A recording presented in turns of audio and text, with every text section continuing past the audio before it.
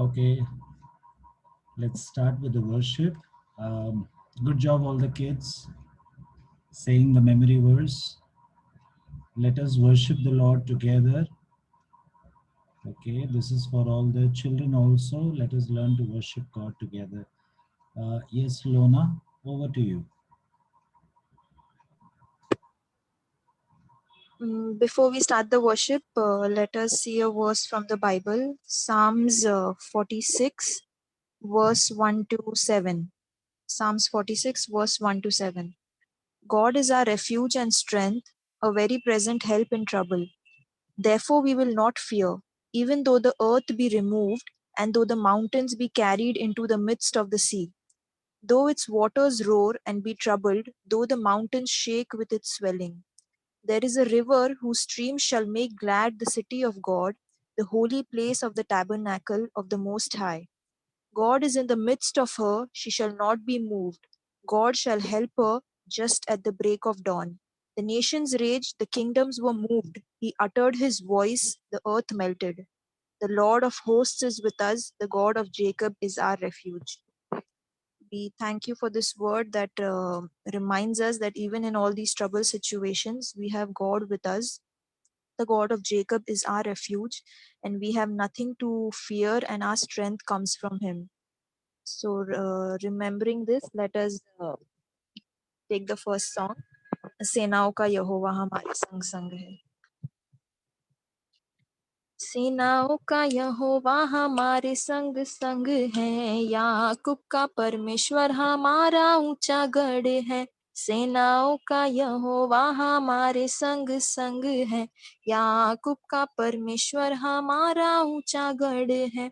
जिसने आकाश बनाया, जिसने पृथ्वी बनाई, जिसने आकाश बनाया, जिसने पृथ्वी बनाई, जो सर्वशक्तिमान प्रभु है, वो यहोवा हमारे संग संग है. जो सर्वशक्तिमान प्रभु है, वो यहोवा हमारे संग संग है. सेनाओं का यहोवा हमारे संग संग है, याकूब का परमेश्वर हमारा ऊंचा गढ़ है. सेनाओं का यहोवा हमारे संग संग है, याकूब का परमेश्वर हमारा ऊंचा गढ़ है. समुद्र को जिसने दो भागा, जंगल में से मार को निकाला. समुद्र को जिसने दो भागा, जंगल में से मार को निकाला. जो वादों को करता है पूरा, वो यहोवा हमारे संग संग है. जो वादों को करता है पूरा, वो यहोवा हमारे संग संग है. सेनाओं का यहोवा हमारे संग संग है, याकूब का परमेश्वर हमारा ऊंचा गढ़ है. सेनाओं का यहोवा हमारे संग संग है, याकूब का परमेश्वर हमारा ऊंचा गढ़ है. लाजर को जिसने जिलाया, जक्कई को जिसने बचाया. लाजर को जिसने जिलाया, जक्कई को जिसने बचाया. जिसके लिए सब कुछ है संभव, वो यहोवा हमारे संग संग है. जिसके लिए सब कुछ है संभव, वो यहोवा हमारे संग संग है.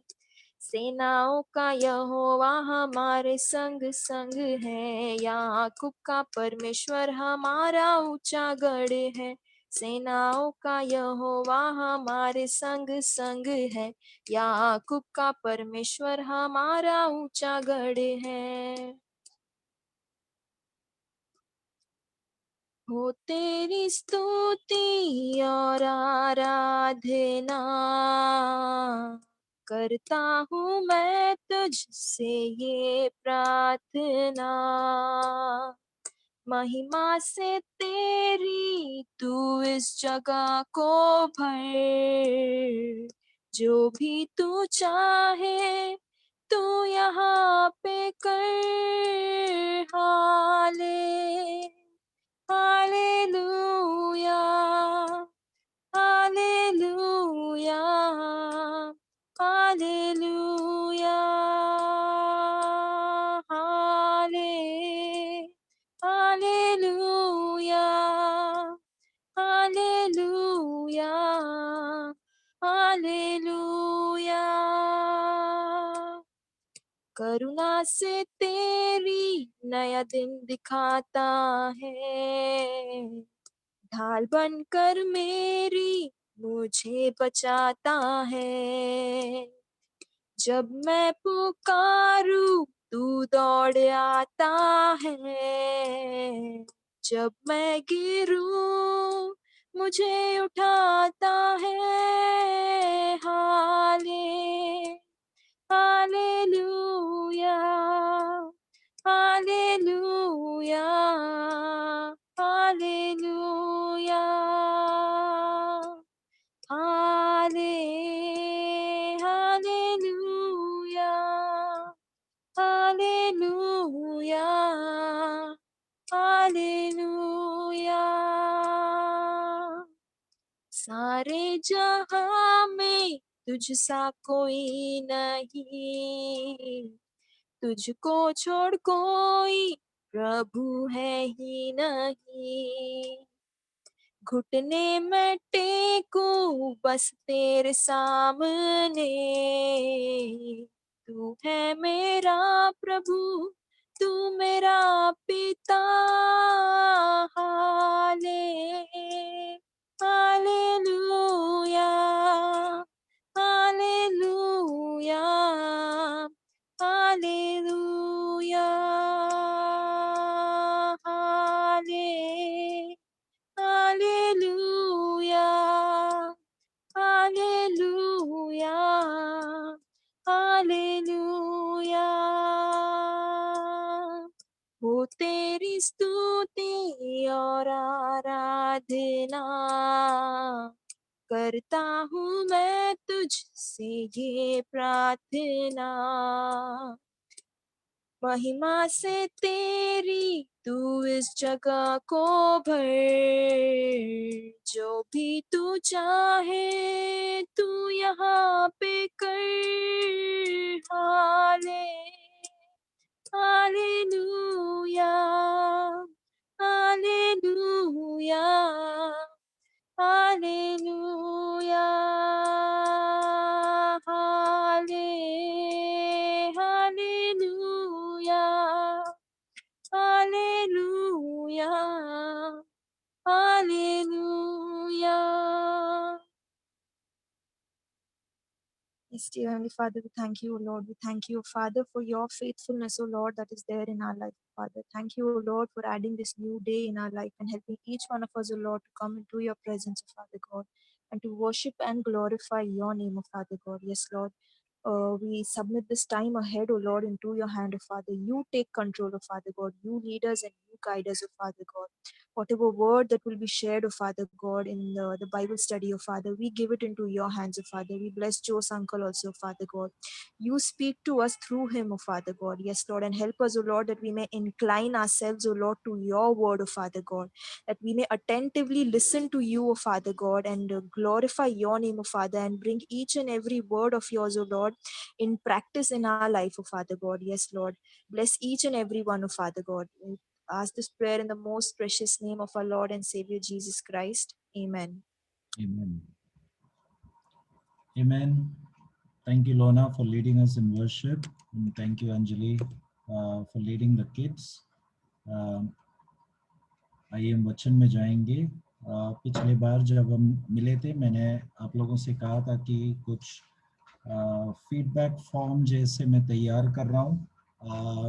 आज हो सके तो करेंगे। आज वो तैयार नहीं है। प्रभु की इच्छा हो तो हम मंगलवार को बाइबल स्टडी के समय पर मैं आपको फॉर्म यहाँ पर जूम के द्वारा बताऊंगा। तो और एक बार याद दिलाने के लिए कि उस फॉर्म में बाकी फीडबैक के अलावा निर्गमन का पुस्तक होने के बाद हम कौन सा पुस्तक का अभ्यास करेंगे उसका भी एक प्रश्न होगा, तो आप प्रार्थना पूर्वक अपना सजेशन दे सकते हैं। हम सब मिलकर निर्णय लेंगे। आइए हम वचन में जाएंगे। निर्गमन का पुस्तक उसका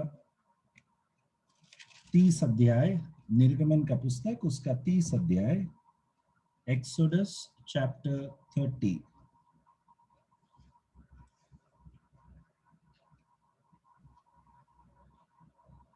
सबको मेरा आवाज बराबर से आ रहा है? am I audible to all?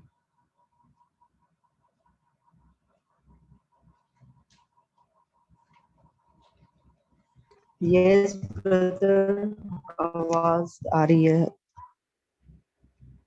Okay, all right, thank you. निर्गमन उसका 30 अध्याय। पिछले हफ्ते हमने देखा कैसे याजकों का जो पोशाक, पवित्र वस्त्र जो परमेश्वर ने आज्ञा दी थी याजकों को पहनाने के लिए, वो आरोन और आरोन के बाद उसके संतानों के लिए है। वो 29 अध्याय का 29 वाक्य में हमने देखा। और हम जो मसीह लोग याजकों का जो समाज है, हम परमेश्वर ने हमें याजक करके ठहराया है। जितनों ने यीशु मसीह पर विश्वास किए उनके परिवार का, परमेश्वर के परिवार का हम भाग बन जाते हैं, उनका पुत्र बनकर। तो हम हमारे नया जन्म से, जैसा यूहन्ना 1 अध्याय में कहता है, वो ना तो मांस से ना लहू से परंतु परमेश्वर से पैदा होता है, परमेश्वर से उत्पन्न होता है। तो जो नया जन्म लेते, जो यीशु को स्वीकारते हैं, ओके, उद्धार पाने वाले हम, हमारे अंदर उद्धार का कार्य मांस या लहू या किसी के बुद्धि या कार्य के द्वारा नहीं, परंतु परमेश्वर से हम नया जन्म पाते हैं। ओके, हम एक नया व्यक्ति बनते हैं, परमेश्वर के द्वारा हमारा उद्धार होता है। ओके, वो पुत्रत्व का अधिकार जो परमेश्वर हमें देता है, उसका मतलब हम परमेश्वर में जन्म लिए। ओके, तो उनमें से हम जन्म लिए, उस कारण जैसा यीशु मसीह हमारा महायाजक बनकर आगे गया, हम इस नया जन्म के कारण, इस परिवार में पैदा होने के कारण, okay, by our new birth we are entitled, we are qualified to serve as priest. हम याजक बनकर सेवकाई करने के लिए परमेश्वर हमें योग्य बनाते हैं। ओके, और उस कारण जैसा पुराने करार के याजकों के लिए याजक का वस्त्र परमेश्वर ने आदेश दिया था, उसी प्रकार नए करार के विश्वासियों के लिए धार्मिकता का वस्त्र या उद्धार का वस्त्र जो यीशु मसीह के द्वारा, उनके कारण हमें पहनने मिलता है, जो उनमें से जन्म लेता है। आमीन। और इस वस्त्र को कैसे हमें शुद्ध रखना है, हमें पवित्र रहना है, ये हमने विस्तार में देखा। और याजकों का जिम्मेदारी हमने देखा कि कैसे वे उस वेदी पर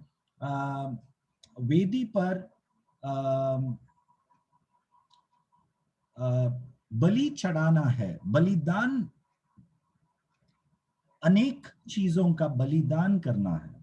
ओके, उनमें से कुछ चीज हमने देखा कैसे वे एक एक मेमने के बच्चा जो पहला साल का है, ओके, उसका अर्पण उस वेदी पर करना है, और बाकी अनाज और दाख रस को उस वेदी पर अर्पण करना है। ओके, और नए करार के विश्वासियों के लिए, ओके, परमेश्वर हमसे कहता है कि जब हम याजकों का समाज का भाग बनते हैं, हम परमेश्वर का पुत्र कहलाते हैं, तो हमें अपने आप को अर्पण करना है उस वेदी पर। ओके, और हमारे साथ हमारे जीवन में संबंधित हर एक चीजों को हमें उस वेदी पर अर्पण करने के लिए तैयार रहना है। पहला परमेश्वर पहला परमेश्वर, प्राथमिकता परमेश्वर को। ऐसा करने पर 43 वाक्य कहता है, and there I will meet with the children of Israel. ऐसा करने पर परमेश्वर वहां उतर आता है और इजरायलियों से मिलता है। And the tabernacle shall be sanctified by my glory. Okay, I will dwell among the children. Verse 45. मैं इजरायलियों के साथ मैं निवास करूंगा, मैं रहूंगा, और मैं उनका परमेश्वर रहूंगा।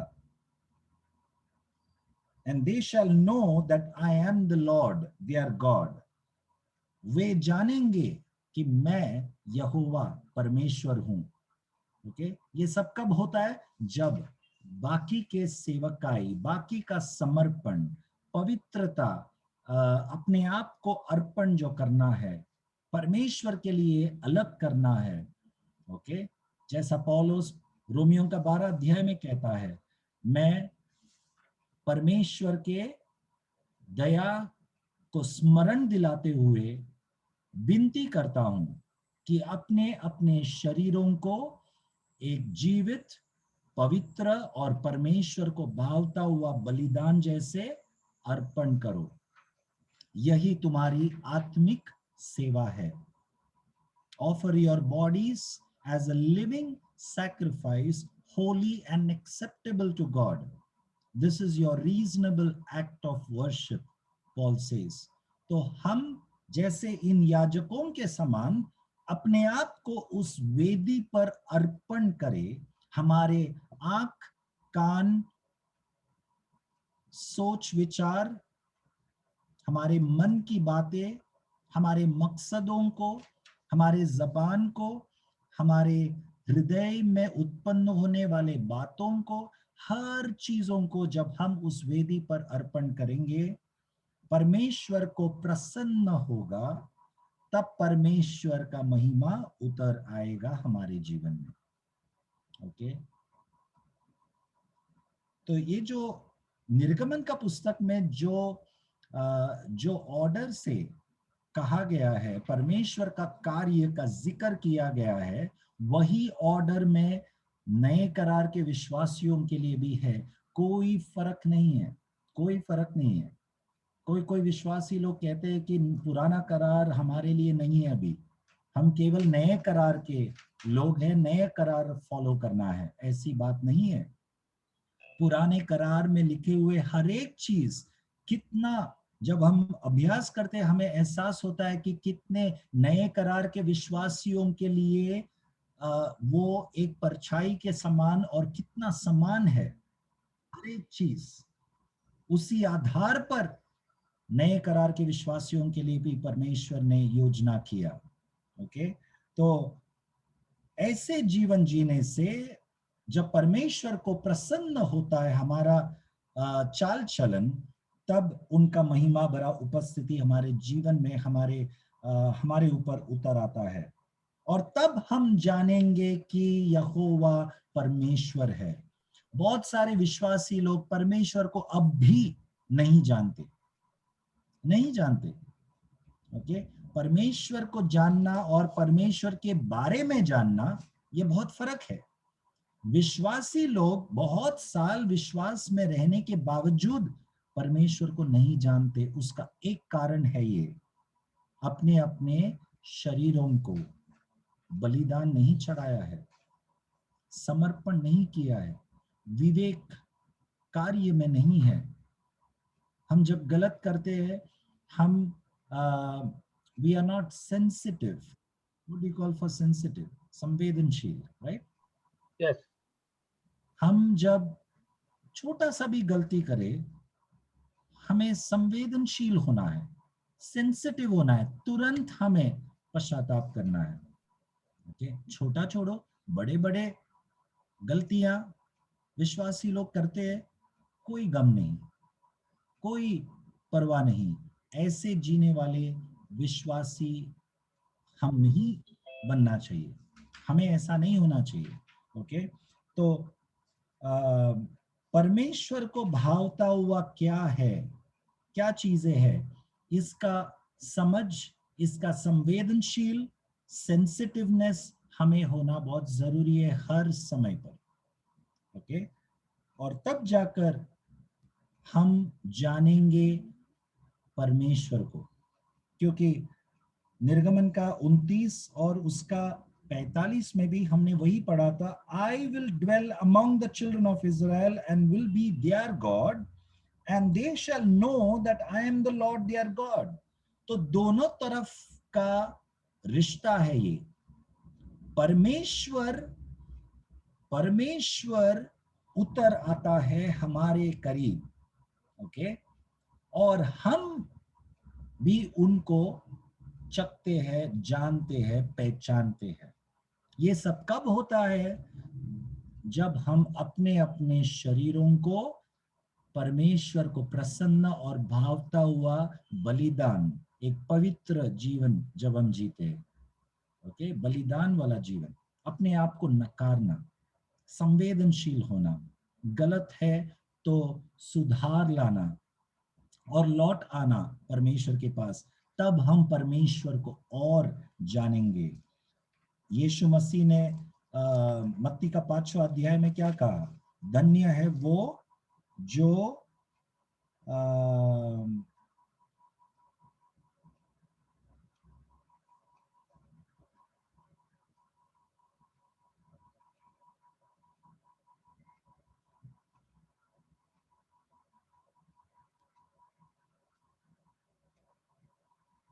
Blessed are the pure in heart, 8वां वाक्य, 5 का 8।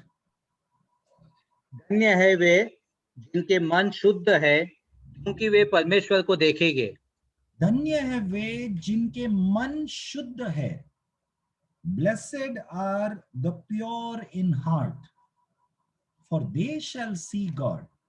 तो हृदय साफ, ओके, वही हम सीख रहे, अपने अपने शरीरों को पवित्र और परमेश्वर को भावता हुआ बलिदान जैसे अर्पण करें।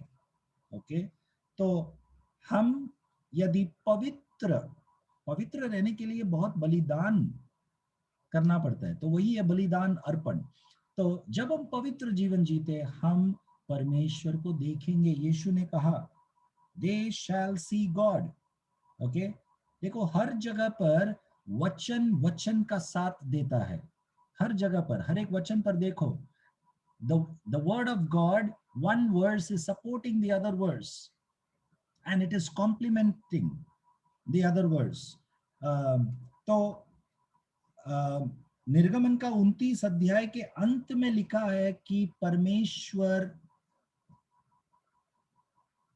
इजरायलियों के बीच में निवास करेगा और मैं उनका परमेश्वर रहूंगा, परमेश्वर कहता है। ये सब बाकी लिखे हुए हर एक बलिदान वाली चीजें करने के बाद, परमेश्वर को प्राथमिकता देने के बाद, सेवकाई में अपने आप को अलग करने के बाद, सेट अपार्ट होली, ये करने के बाद, ओके, तब जाकर परमेश्वर हमारा परमेश्वर बनता है। ओके, और हम परमेश्वर को जानने लगते हैं। They shall know that I am the Lord their God. वे जानेंगे कि मैं उनका यहोवा परमेश्वर। तो परमेश्वर को जानना है, परमेश्वर को देखना है, परमेश्वर को अनुभव करना है। ओके, उसके लिए बलिदान करना होगा, वेदी पर बलिदान चढ़ाना होगा।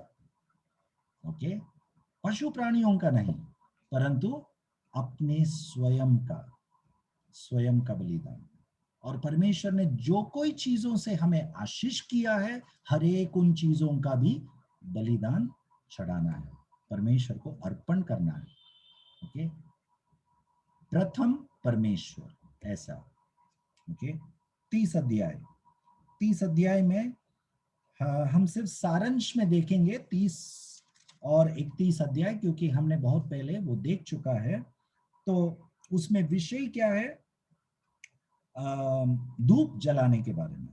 और मैंने बहुत महीने पहले बताया था कि धूप जलाना वो प्रार्थना का एक रूप है, प्रार्थना को चिन्ह करता है वो। Okay, you shall make an altar to burn incense on. Verse 1, please read. फिर धूप जलाने के लिए बबूल की लकड़ी की वेदी बनाना। हाँ, धूप जलाने के लिए कुछ बनाना पड़ता है। ओके, धूप जलाने के लिए बबूल के लकड़ी के वेदी बनाना। वेदी, prepare something. There is a preparation needed for prayer.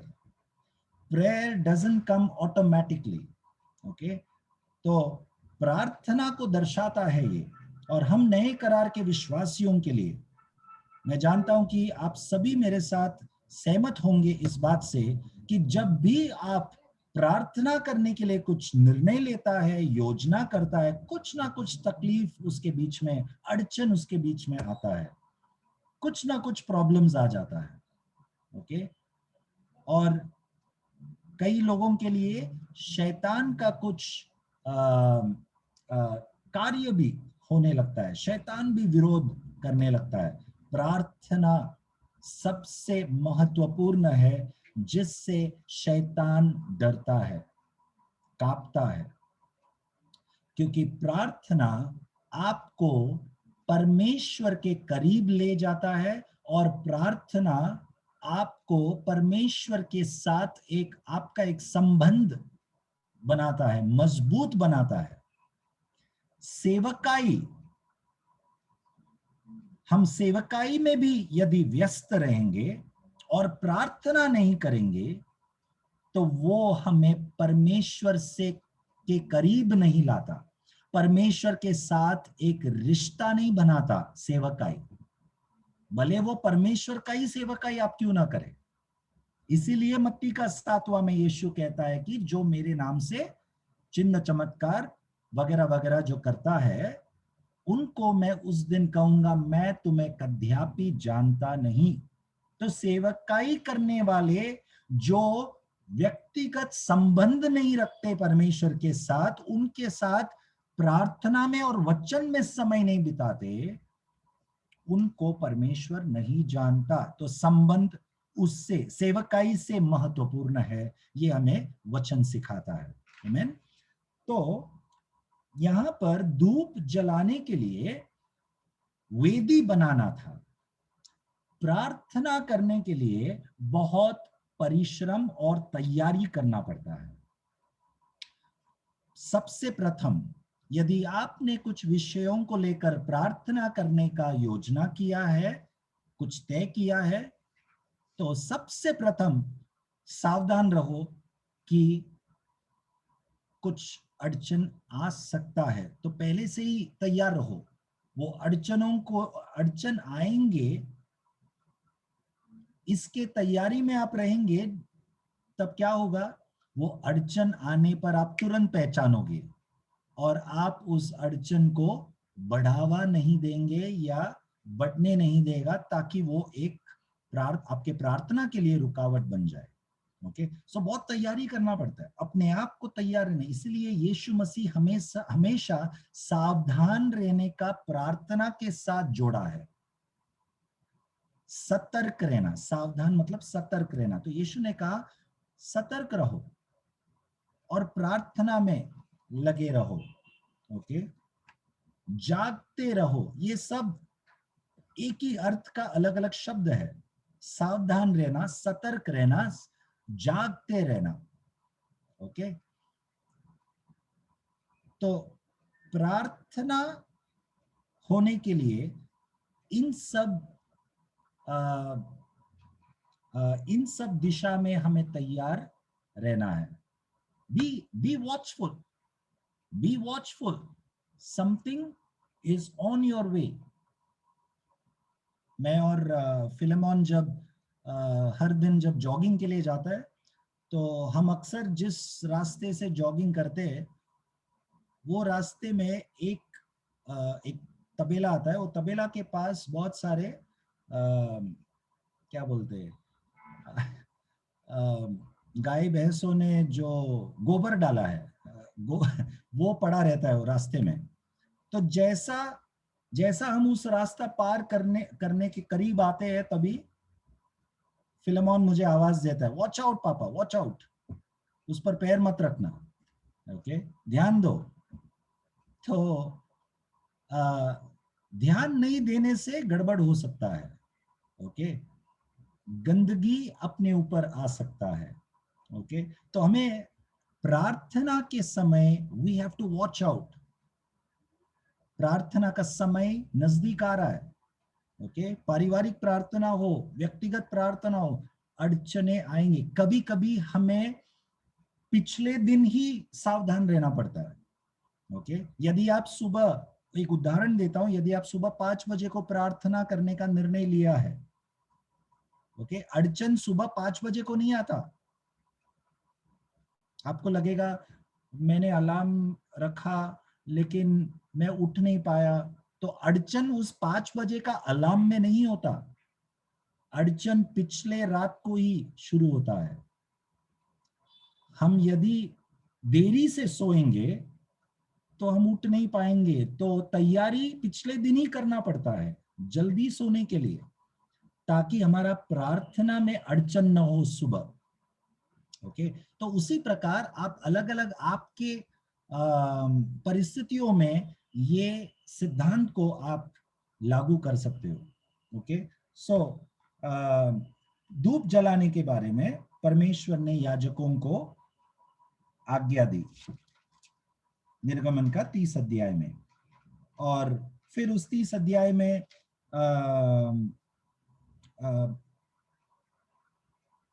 it talks about a bronze laver. Please read verse 17, 17 और 18 वाक्य पढ़िए। यहोवा ने मूसा से कहा, धोने के लिए पीतल की एक हौदी और उसका पाया भी पीतल का बनाना, उसे मिलाप वाले तंबू और वेदी के बीच में रखकर उसमें जल भर देना। हाँ तो you shall also make a laver of bronze. क्या वर्णन किया हिंदी में लेवर ऑफ ब्रॉन्ज? पीतल की हौदी, पीतल की हुंदी। या सो एक बेसिन जैसा जहां पर हम हाथ धोते हैं। ओके तो उसका जिक्र किया है। तो हर एक चीज हमारे शुद्धिकरण के लिए है। हम एक शुद्ध जीवन जीने के लिए। Okay the cleansing of hands. हम एक याजकों का समाज होने के नाते, हम जब सोमवार से शनिवार तक जब हम इस संसार में अलग अलग कार्य के लिए निकलते हैं, हमारा कार्य, हमारा कामकाज, हमारा पैसों का लेन देन कैसा होता है, हम कौन से जगह में जाते हैं, हमारे पैरों से हम कौन से जगह में जाते हैं, हमारे हाथों से हम कौन से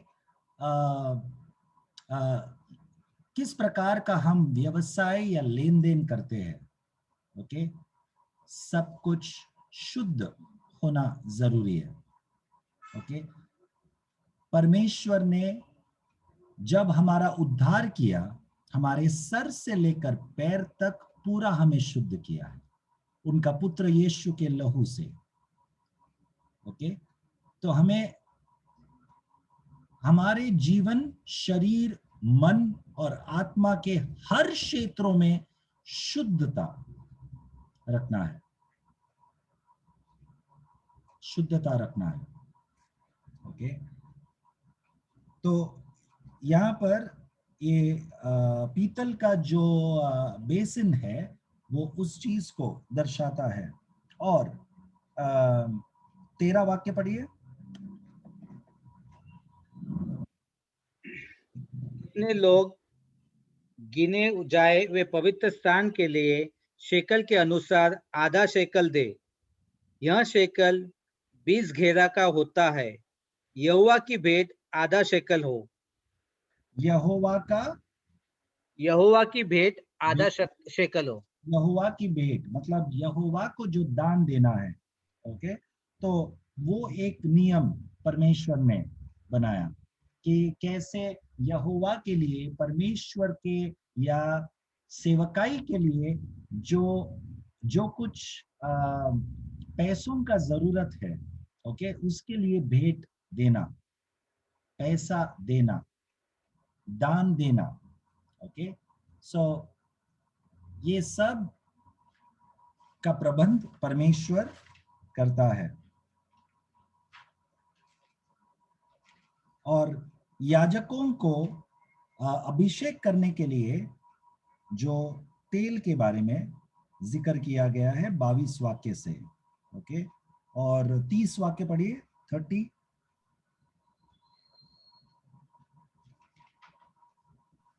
फिर हारून का उसके पुत्रों के साथ अभिषेक करना और इस प्रकार उन्हें मेरे लिए याजक का काम करने के लिए पवित्र करना। पवित्र करना, अलग करना, सेट देम अपार्ट। ओके, तो उनको अभिषेक करना तेल से। और वो तेल का वर्णन आप देखेंगे 22 वाक्य से, आप बाद में पढ़ सकते हो व्यक्तिगत रूप में सभी लोग। बहुत कीमती ये तेल है। ओके, अनेक चीजों से बना हुआ है। ये याजकों का अभिषेक के लिए। ओके, परमेश्वर का पवित्र आत्मा को दर्शाता है। पवित्र आत्मा का अभिषेक कितना कीमती है, कितना कीमती है। तो परमेश्वर जब हमें चुना, अपना पुत्रत्व का अधिकार दिया और हमें याजकों का समाज का भाग बनाया, ओके, उन्होंने हमें पवित्र आत्मा से अभिषेक किया है। ओके, और ये बहुत कीमती, बहुमूल्य है। पवित्र आत्मा के अभिषेक को हमें तुच्छ नहीं करना है। ये विषय बोलते वक्त मुझे एक चीज आप लोगों को याद दिलाना है कि हम बहुत महीनों पहले पवित्र आत्मा के वरदानों के बारे में सीखा था। ओके, वो मैं यहाँ पर आपको याद दिलाना चाहता हूँ। परमेश्वर ने आप सभी को, जो भी उद्धार पाए हैं मुझे सुनने वाले, ओके, परमेश्वर ने पवित्र आत्मा से अभिषेक किया है। और मैंने उस वक्त ये भी कहा था कि यदि आप लोग अपने वरदानों को नहीं पहचाने तो प्रार्थना करके परमेश्वर से वो पाओ। परमेश्वर उंडेलना चाहता है, अभिषेक करके पवित्र आत्मा का वरदान देना चाहता है आपको। ओके, और ये बहुमूल्य है। याजक बनकर सेवकाई करने के लिए, अपने आप को वेदी पर चढ़ाने के लिए, ग्रहण योग्य बलिदान परमेश्वर के सामने चढ़ाने के लिए, ये सब कार्य के लिए पवित्र आत्मा का अभिषेक का जरूरत है। कैसे हम इस अभिषेक को तुच्छ या हल्के से ले सकते हैं? ओके, तो पवित्र आत्मा का अभिषेक यदि आपके ऊपर है और आपने परमेश्वर के दिए हुए वरदानों को पहचाना है, तो कृपया करके आप पीछे मत हटिए। उन वरदानों को इस्तेमाल कीजिए, इस्तेमाल कीजिए। ओके, आप बाइबल स्टडीज में इस्तेमाल कीजिए, कलीसिया में इस्तेमाल कीजिए, आपके घर में, घर पारिवारिक प्रार्थना में इस्तेमाल कीजिए उन वरदानों को। परमेश्वर ने जैसा आरोन को वैसा हमें भी याजकपन का सेवकाई के लिए अलग किया है। ओके, 31 अध्याय में हम देखते हैं कि कैसे अलग अलग what do you call for skill, कला या हाँ, कौशल्य, अलग अलग कला के कार्य के लिए परमेश्वर उसके लिए भी अभिषेक करता है। ओके, आपके पास अलग अलग वरदान होगा, कला का भी वरदान होगा। ओके, इसका भी अभिषेक परमेश्वर करता है। तो 31 अध्याय में हम देखते हैं कि कैसे परमेश्वर लोगों को बुद्धि और ज्ञान और अलग अलग कला के लिए अभिषेक किया है। तीसरा वाक्य पढ़िए।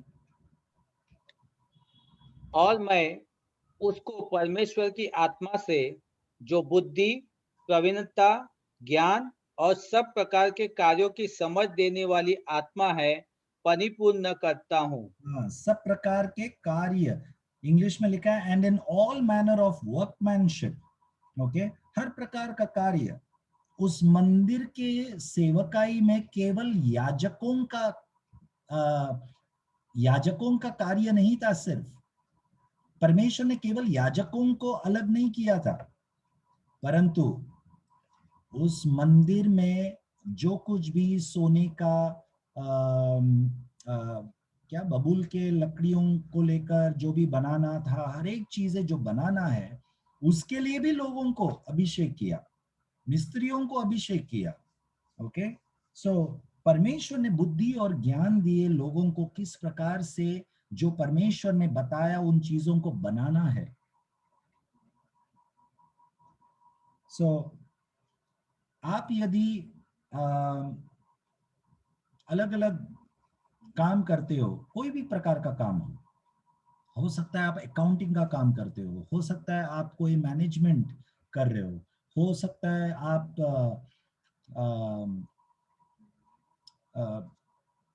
घर घर चला रहे हो, आप घर काम करते हो, या पढ़ाई के क्षेत्र में हो, कोई भी काम आप ले लो, बुद्धि का बिना हर काम व्यर्थ हो जाता है। ओके, परमेश्वर का भय ये बुद्धि का आरंभ है, और बुद्धि हर क्षेत्र में हमें जरूरत है, अति जरूरत है। ओके, तो एक बुद्धिमान व्यक्ति की तरह परमेश्वर ने जैसा हमें अभिषेक किया है, बुद्धिमान व्यक्ति बनकर हमें हर एक वरदानों को इस्तेमाल करना है।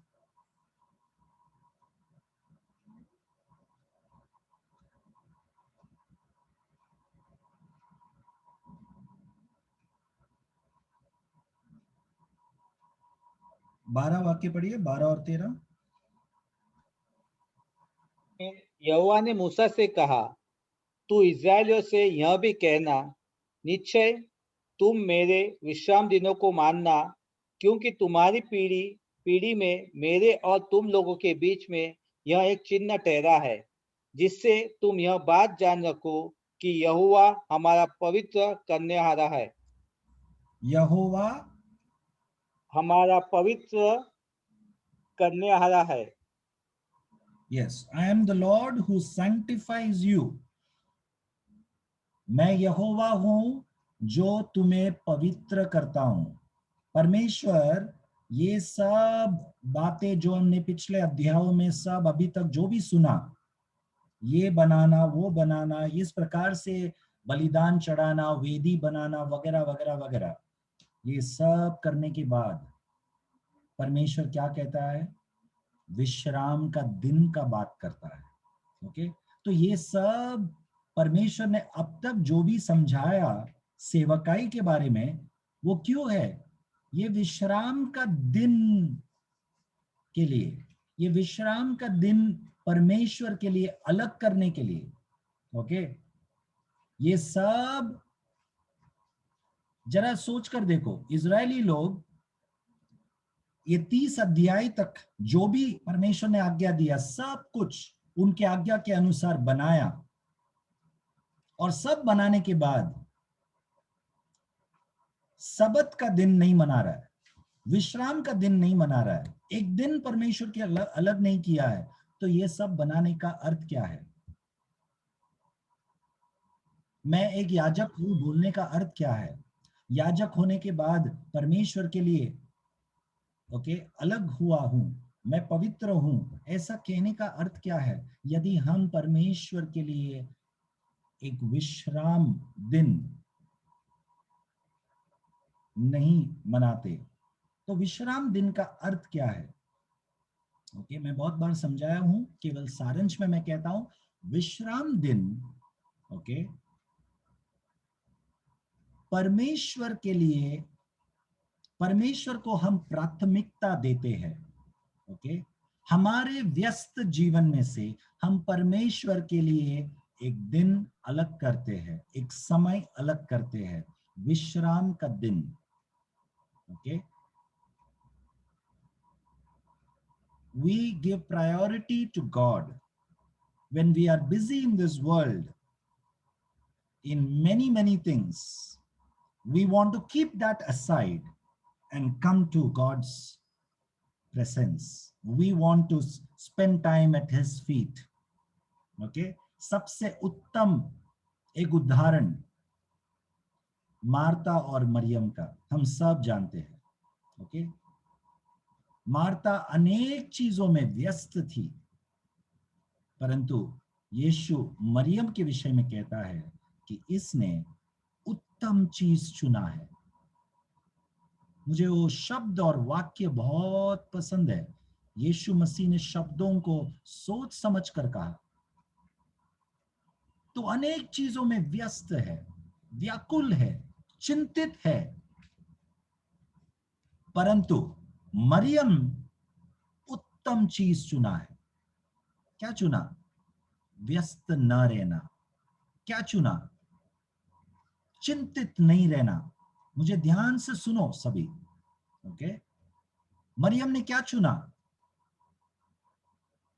भयभीत नहीं रहना।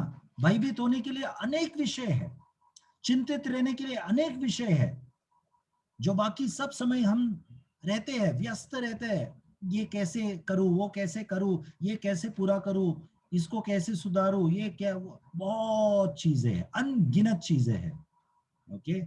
लेकिन एक समय उन सब चिंताओं को दूर करके, ओके, मरियम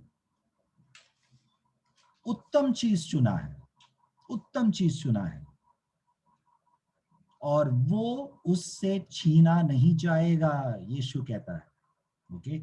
आपके चुनाव के ऊपर है, यीशु मसीह शैतान को दूर रखेगा आपसे, आपके उन उत्तम चीजों को आपसे न छीनने के लिए। चुनाव पहले आपको करना है।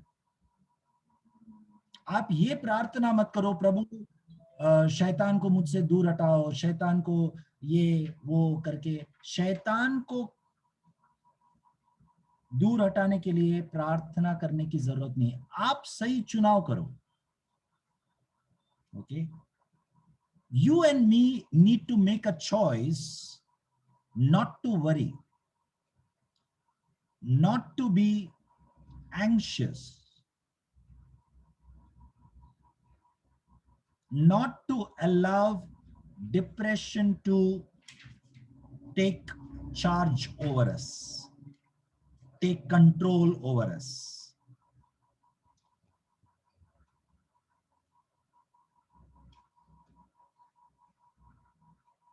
The peace that passeth all understanding, let it rule your heart and minds in Christ Jesus.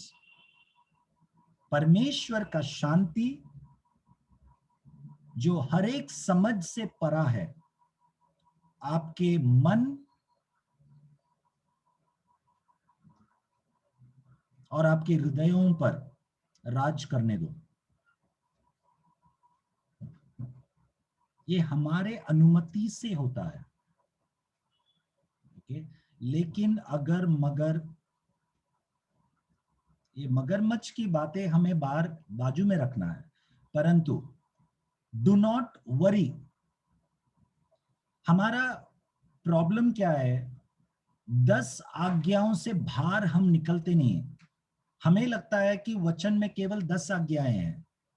नहीं, नए करार में मत्ती का पुस्तक यीशु मसीह कहता है कि चिंता मत करो। ये आज्ञा है या नहीं है?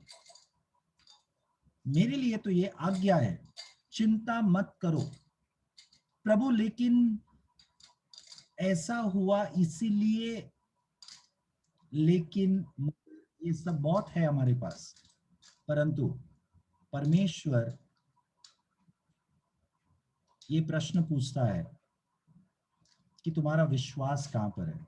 Where is your faith? Okay.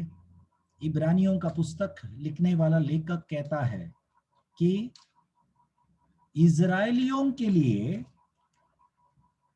एक विश्राम के बारे में कहा गया था, परंतु हमारे लिए, नए करार के विश्वासियों के लिए, एक दूसरा विश्राम का जिक्र किया गया है। इब्रानी का पुस्तक 4 अध्याय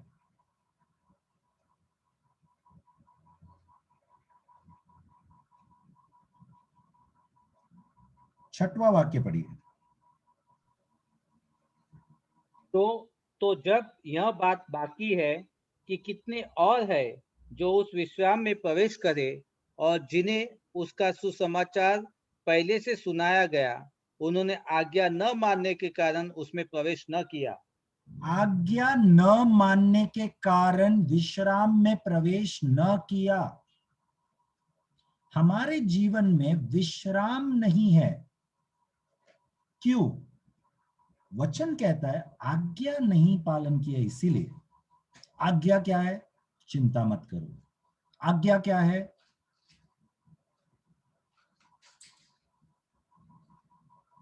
परमेश्वर जो भी कहा हमसे, वो हमें सुनना। कास्ट योर बर्डन्स,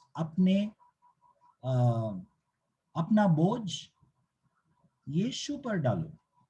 ये आज्ञा है।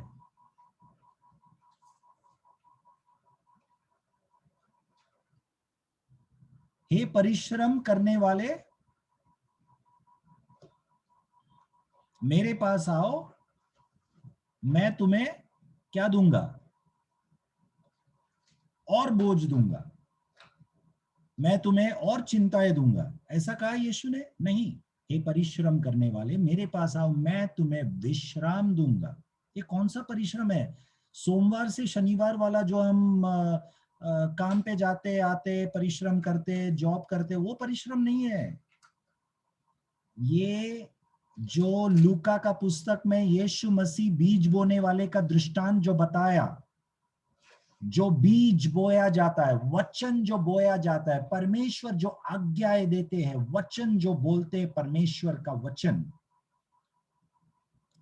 किसी किसी का जीवन वो कांटों का जमीन जैसा है, जिसके बीच में वचन गिरता है और वो कांटों का जमीन उसे कुचल देता है।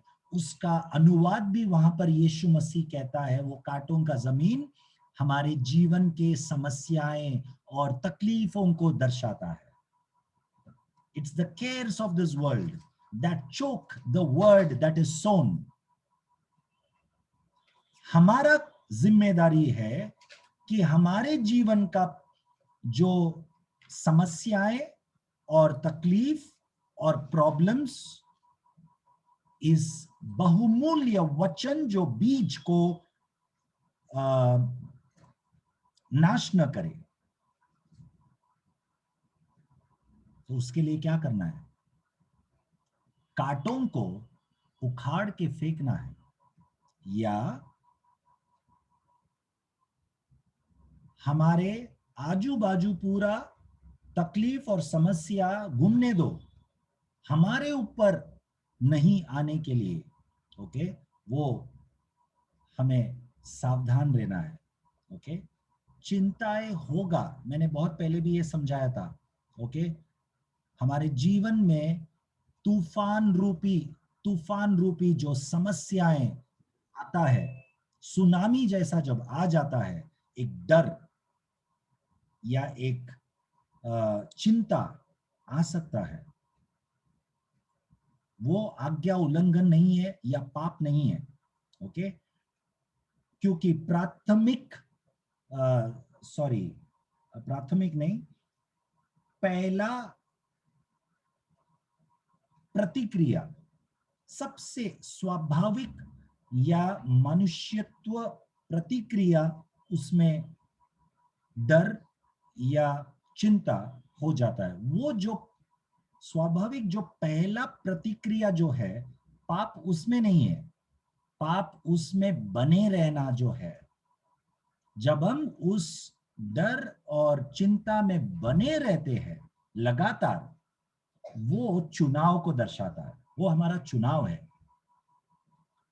So what I'm trying to say is, the initial fear that hits us when a tsunami like problem comes in our life, okay, there is an initial fear and worry. That is not sin. But when we remain in that, we continue in that fear, we continue in that worry, that is our choice. Okay, so when we are hit by that initial fear and worry, the Holy Spirit definitely reminds us of His word, and we have to respond to that. Yes, I choose to trust in Jesus. I choose not to worry. God, give me your grace. That should be our prayer. And God gives lavishly. God gives lavishly. The only thing is, do we have a desire? Shake off the dust on us. Okay? हमारे ऊपर, कंधों पर, हमारे sir पर, हमारे शरीर पर शैतान धूल, मिट्टी, कचरा फेंकना चाहता है। ओके, फेंकने दो, लेकिन हमारा काम है उठ खड़ा होना, छटकना और दौड़ना। Okay, it's our job to rise up, shake off that dust and run the race. He will put it again. Shake it off, run the race. मैं सबत का बात कर रहा हूं, विश्राम का बात कर रहा हूं। तो सबत का एक अर्थ है कि रोज के भाग दौड़ से, व्यस्त जीवन से समय अलग करना, दिन अलग करना परमेश्वर के लिए, वो एक अर्थ। दूसरा अर्थ, 24 घंटा 365 दिन हमारे रोज के जीवन में हर समय जो हम बोझ से दबे हुए हैं या चिंताओं में और तकलीफों के बीच में जो है ना, उसके बीच में एक विश्राम है। वो विश्राम परमेश्वर पर भरोसा को दर्शाता है।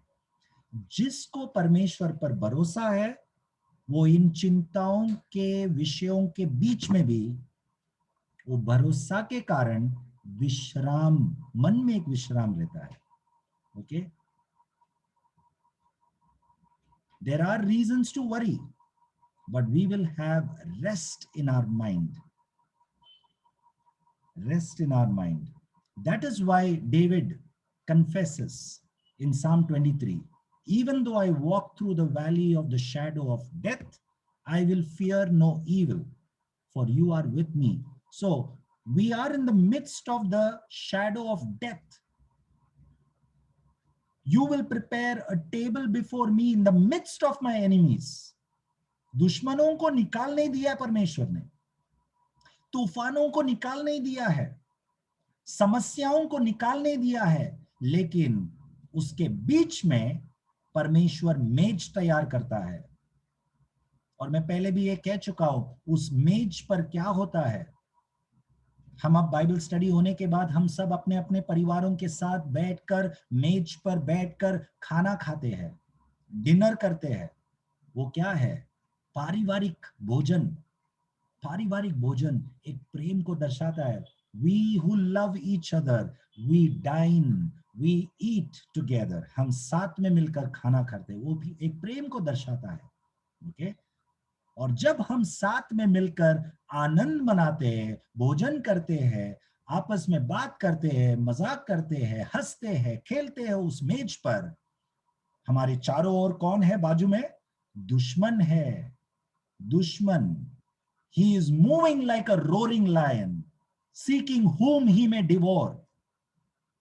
किसको मैं फाड़ कर फेंक दूं? ऐसा गरजने वाला सिंह के समान शैतान आजू बाजू घूम रहा है। We don't care. हम उसकी परवाह नहीं करते। क्यों? क्योंकि यहोवा ने हमारा मेज को बिछाया है दुश्मनों के बीच में। वो है विश्राम। ओके?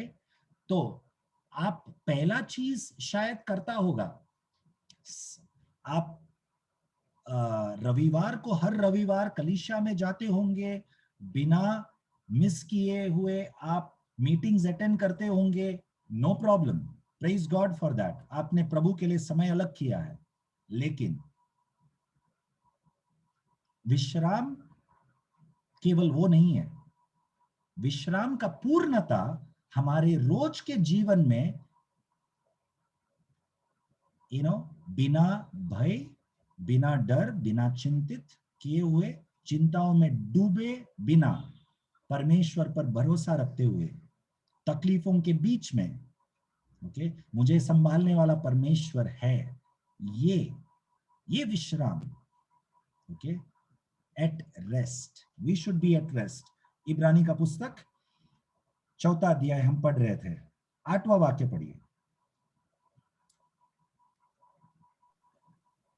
क्योंकि यदि यहोशू ने उन्हें विश्राम में प्रवेश करा लेता, यदि यहोशू उन्हें उन्हें विश्राम में प्रवेश विश्राम में करवा लेता, प्रवेश कराया होता, तो उसके बाद दूसरे दिन की चर्चा न होती। तो उसकी बात दूसरे दिन की चर्चा न होती। तो इजरायली लोग सबत मना रहे थे, लेकिन सबत का दिन मनाने के बावजूद उनके अंदर विश्राम नहीं था। ये कौन सा विश्राम है? और ये विश्राम यहोशू उनको दे नहीं पाया। ओके, और 9वां वाक्य पढ़िए। जान लो जान कि परमेश्वर के लोगों के लिए लो, सप्ताह का विश्राम बाकी है। हाँ, एक दूसरा विश्राम बाकी है परमेश्वर के लोग के लिए। जो विश्राम का जिक्र पुराने करार में इजरायलियों के लिए किया गया था, केवल वो नहीं, लेकिन दूसरा एक विश्राम बाकी है। ओके, 10वां वाक्य। क्योंकि जिसने उसके विश्राम में प्रवेश किया है, उसने भी परमेश्वर के समान अपने कामों को पूरा करके विश्राम किया है। तो जैसा यीशु मसीह का जीवन, उनका पूरा जीवन पर आप मनन कीजिए। विश्राम, लोग दुश्मन आकर उनको गिरफ्तार किया। ओके, यीशु मसीह का उत्तर देखो, उनके मन का विश्राम को दर्शाता है वो उत्तर शब्द। मैं तो हर सप्ताह, हर सबत का दिन तुम्हारे बीच में ही था, मैं तो प्रचार कर रहा था। ओके, तब तुम लोग ने मुझे नहीं पकड़ा। सो यीशु मसीह जानते हुए कि ये लोग मुझे पकड़वा देंगे, यीशु मसीह उन लोगों से भागा नहीं, डर को उनके ऊपर हावी होने नहीं दिया। जानते हुए कि वो नाव डूबने पर है, यीशु मसीह उन शिष्यों की तरह प्रतिक्रिया नहीं किया। ऐसे अनेक यीशु के उदाहरण, उनका जीवन चरित्र को देखो। विश्राम, एक मनुष्य बनकर आप और मेरी तरह जीवन जीकर वो विश्राम को दर्शाया उनका जीवन के द्वारा, स्वभाव के द्वारा। उस विश्राम में हमें प्रवेश करना है। यीशु उदाहरण बना हमारे लिए। ओके, अब लौट कर आएंगे निर्गमन का 31 अध्याय में। जिस विश्राम या सबत का दिन का परमेश्वर ने जिक्र किया, ओके, हम नए करार के विश्वासी लोग एक याजक का परिवार में से होने के कारण हमें उस विश्राम में प्रवेश करना बहुत जरूरी है। परमेश्वर के लिए समय अलग करना जरूरी है, परमेश्वर के लिए दिन अलग करना जरूरी है। ओके, और केवल उतना ही नहीं, आप दिन अलग कर सकते हैं, आप समय अलग कर सकते हैं, आप प्रार्थना करेंगे, आप सब कुछ करेंगे, लेकिन आप चिंतित जीवन जिएंगे, भयभीत जीवन जिएंगे तो क्या फायदा। तो स्वभाव में भी, हमारे भावनाओं में भी एक विश्राम होना बहुत जरूरी है, केवल दिन का विश्राम नहीं। उस विश्राम में हमें प्रवेश करना है, नए करार के विश्वासियों को। ओके, तो वो 31 अध्याय में जिक्र किया। आइए हम प्रार्थना करेंगे, हमारे सरों को झुकाएंगे। Hallelujah.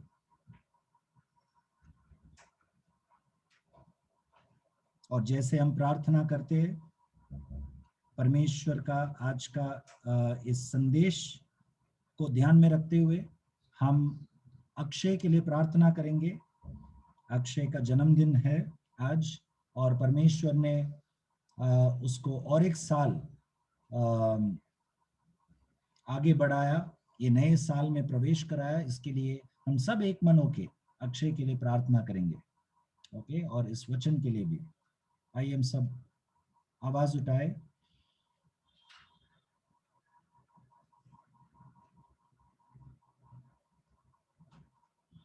Brother Pinto, Joseph Pinto brother, can you please pray? Hallelujah. पिता परमेश्वर, धन्यवाद करते प्रभु, एक बार फिर प्रभु आपने हमें मौका दिया कि आपके चरणों में बैठकर प्रभु आपकी पवित्र बातों को समझने के लिए आपने बुद्धि और ज्ञान दिया। इसके लिए आपका धन्यवाद करते हैं। आपके वचन सचमुच में प्रभु हमारे मार्ग के लिए उजियाला है प्रभु। हम धन्यवाद करते हर एक वचन जो हम सुनते हैं प्रभु, उस वचन के अनुसरण चलने में प्रभु हमारी हर एक की सहायता कर प्रभु, और हमारी हर एक चिंताओं को प्रभु, हर एक बातों को, हर एक तकलीफ को प्रभु आपके ऊपर डालते हैं। क्योंकि प्रभु यीशु आपने कहा है कि ये परिश्रम करने वाले और बोझ से दबे हुए लोगों मेरे पास आओ और मैं आपको विश्राम दूंगा। और आपका विश्राम प्रभु, आपका बोझ जो है वो हल्का है और सहज है प्रभु। और प्रभु हम धन्यवाद करते हो, विश्राम आपने हमें दिया है प्रभु। हम नई वाचा के याजक है और आपके उस विश्राम में प्रभु आपने हमें प्रवेश कराया है। इसके लिए आपको धन्यवाद करते हैं पिता। धन्यवाद करते इस वचनों के द्वारा हर एक हफ्ता, हर एक दिन प्रभु आप हमारी अगुवाई करते हैं। हमारे जीवनों को प्रभु, हमारे शरीरों को हम हमेशा आपको प्रसन्न और पवित्र और सुगंध रूप के सम्मान प्रभु हमेशा आपके सामने प्रस्तुत करें। इसके लिए हम हर एक को तैयार कर। और धन्यवाद करते प्रभु इस समय भाई अक्षय के लिए प्रभु धन्यवाद करते हैं कि एक बार फिर आपने उसे यहाँ तक ले आए हैं प्रभु।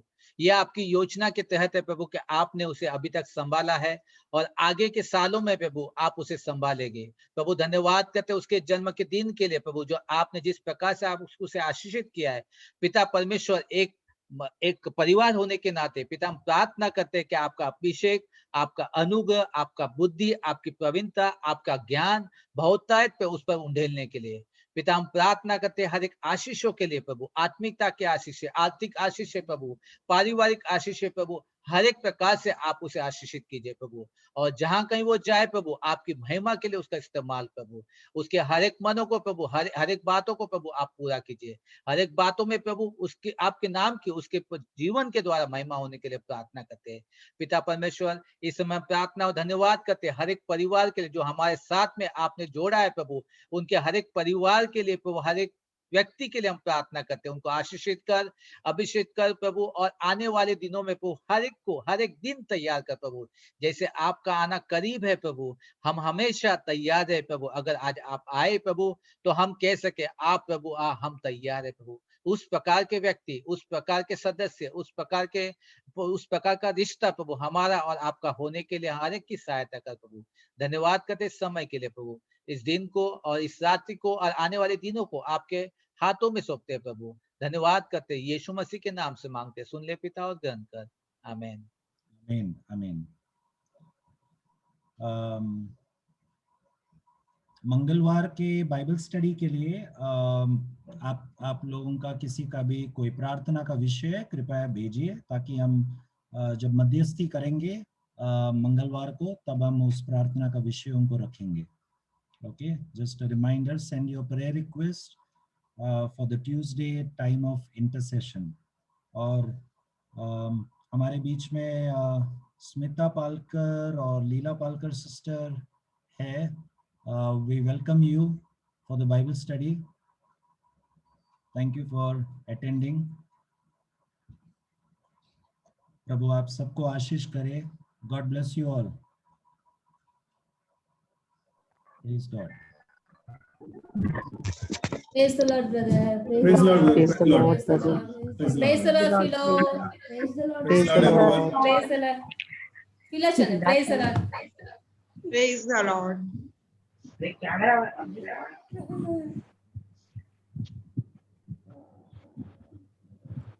Philo, please.